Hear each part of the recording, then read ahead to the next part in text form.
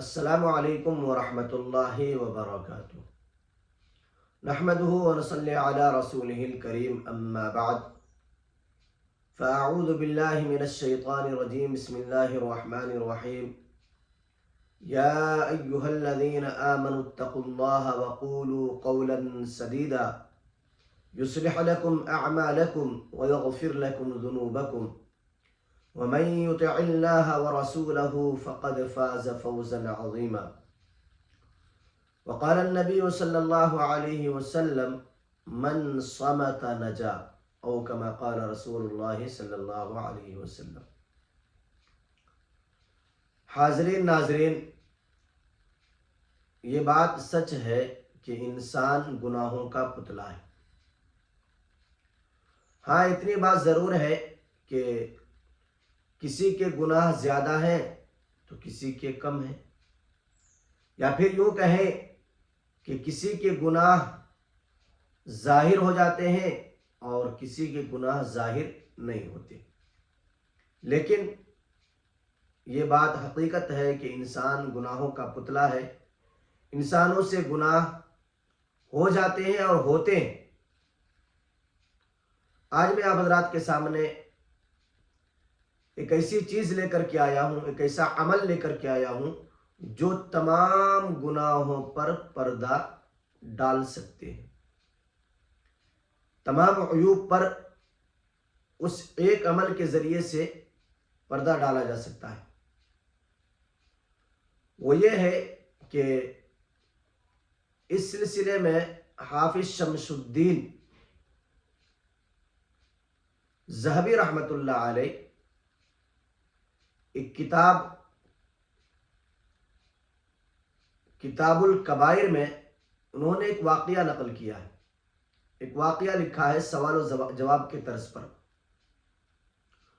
واقعہ یوں ہے کہ کسی عالم دین سے پوچھا گیا، سوال کیا گیا کہ یہ بتائیں کہ انسان کے اندر کتنے عیوب ہیں، کیا ان عیوب کو گنا جا سکتا ہے، شمار کیا جا سکتا ہے کہ انسان کے اندر کتنے عیوب ہیں، کتنی خامیاں ہیں، کتنی غلطیاں ہیں؟ کیا ان تمام خامیوں کو، ان تمام غلطیوں کو، ان تمام عیوب کو گنا جا سکتا ہے؟ تو اس عالم دین نے فرمایا تھا، اس کتاب کے اندر لکھا ہے کہ انسان کے اندر اتنے سارے عیوب ہیں، اتنی ساری خامیاں ہیں جس کو گننا، شمار کرنا مشکل ہے۔ اس کو گنا نہیں جا سکتا، اسے شمار نہیں کیا جا سکتا۔ ہاں، البتہ اتنی بات ضرور ہے کہ جتنا میں نے شمار کیا ہے، جتنا میں نے گنا ہے، وہ تقریباً 8000 ہے۔ آگے انہوں نے کتاب کے اندر لکھا ہے کہ ایک عمل ہے جس ایک عمل کے ذریعے سے اس 8000 عیوب کو چھپایا جا سکتا ہے۔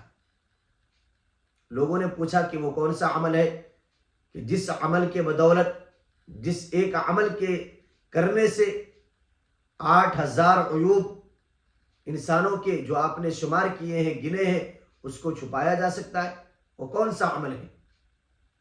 تو اس عالم دین نے فرمایا کہ وہ ہے حفظ اللسان، زبان کی حفاظت، زبان پر کنٹرول، زبان سے غلط اور بری بات کا نہ کہنا، یا یوں کہیں کہ زبان کو کنٹرول کر کے خاموش ہو جانا۔